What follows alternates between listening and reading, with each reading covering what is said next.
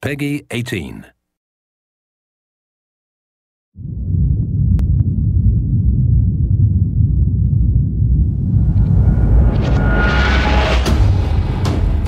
Hey everybody, Zachary Levi here.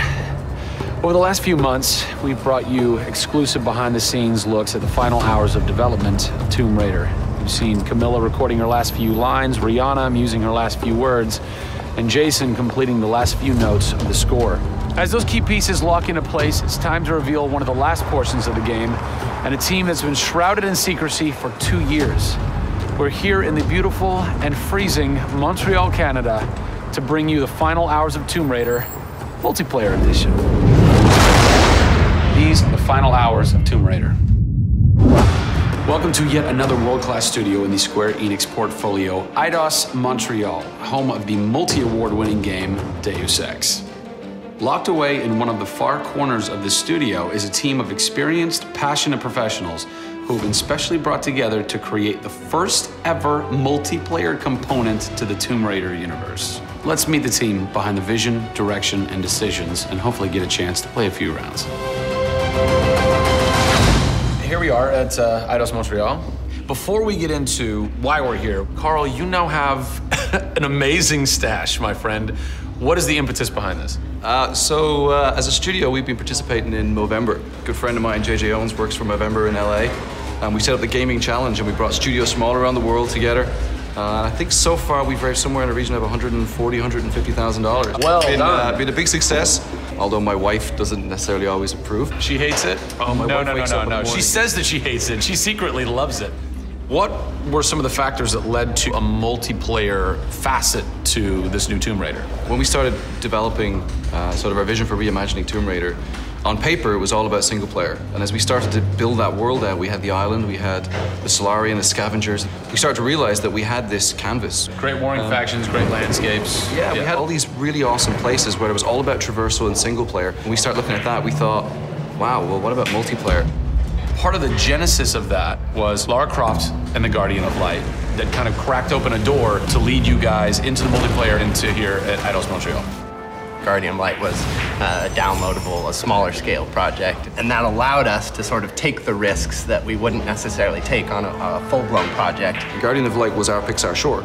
It's the idea that whilst you're building your big project, you're always thinking about that next thing, but also allowed us to be able to start understanding co-oping and networking. It was a game that actually brought Tomb Raider fans together for one of the very first times. You hear them in their ear and they were having fun. And as a result of that, that led to us thinking about multiplayer. Hopefully our single-player experience we're delivering is a very sort of single-player, solitary, immersive type of experience. But at the same time, we believed tomb raiding together with friends would be fun. Tomb raiding, I think that's the first time I've ever heard that term. I like that. It's fun. You know, axe climbing and zip lining and the traversal that we get in there and the traps. For me, it was very sad to have that catch-22 of, it would be great to do this in multiplayer, but we just can't split our resources like that. And that's how Eidos Montreal came about. We had staffed up our teams to develop a single player. Everybody was gelling together really well, and it wasn't something that we wanted to just bolt on. We always said if we were going to do it, we're going to do it right. If you could have a fan play the multiplayer for the first time, what do you want them saying? For me, they're kind of different moods. It's not like I do one or the other. It's kind of like sometimes I turn down the lights and just play that single player experience. And other times I want to just jump in and have fun and start killing fools. Joe Curry, producer of multiplayer on Tomb Raider. It's the first time Tomb Raider has ever incorporated multiplayer, and you're in charge of that. Yeah. What's running through your mind when you get that call? Well, first off, exciting, right? I mean, we're all huge fans of Tomb Raider on the team. I mean, we grew up with Lara Croft.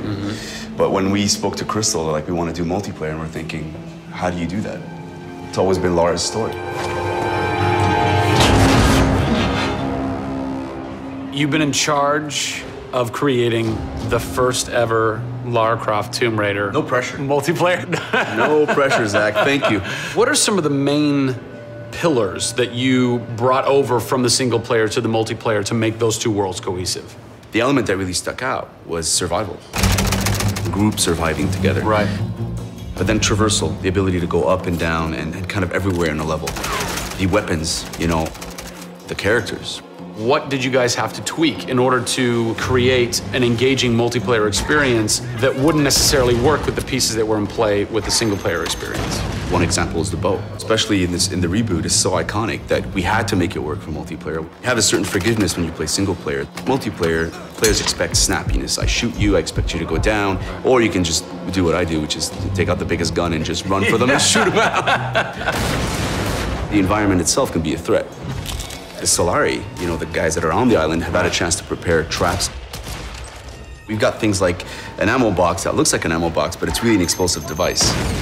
I need ammo, and it looks just like the regular ammo box, and then you're gonzo. We have a lightning rod. You'll get a lightning strike on the rod, and then you'll eliminate your enemy. First and foremost, we want to be humble.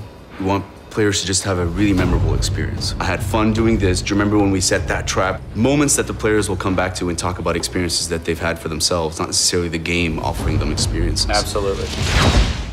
So, Joe, behind us we have the QA team, or the quality assurance team. They're a part of the development team. Mm-hmm. They can tell us what we need to fix and what's working and what's not. When do I get to game test? When do I get to get my hands on the game? Soon. We got a surprise for you first, Zach.